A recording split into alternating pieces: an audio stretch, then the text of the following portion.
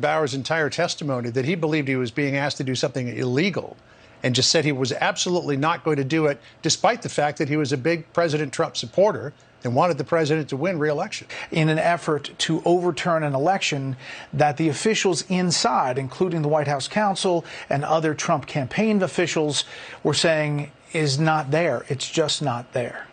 There is no legal pathway to do what the president and his team were asking him to do. In fact, he says there is no opposition questioning. And I think that most of these people would hold up quite well under it, probably.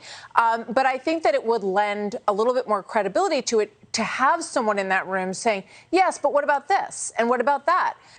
It is very compelling. And the lack of evidence is the huge, stunning, clear moment here where these people are saying, look, I've supported you. Please give me something to work with. And it simply doesn't materialize. And, you know, the committee wants people to be outraged about this. It is outrageous.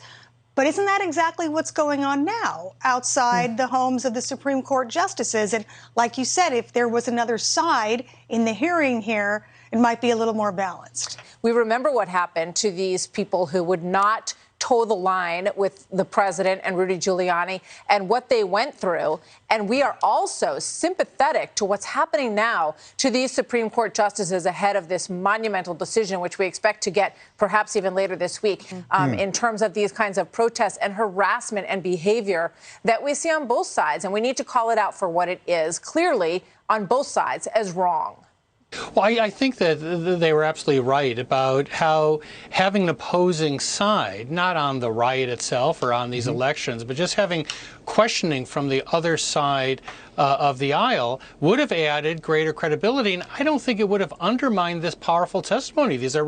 What I would just say is that if you had a different perspective being presented here, I don't think that would be very helpful to President Trump per se, because the evidence pretty clearly shows his unfitness. It even suggests that he may be guilty of a crime, maybe not. There's arguments on both sides.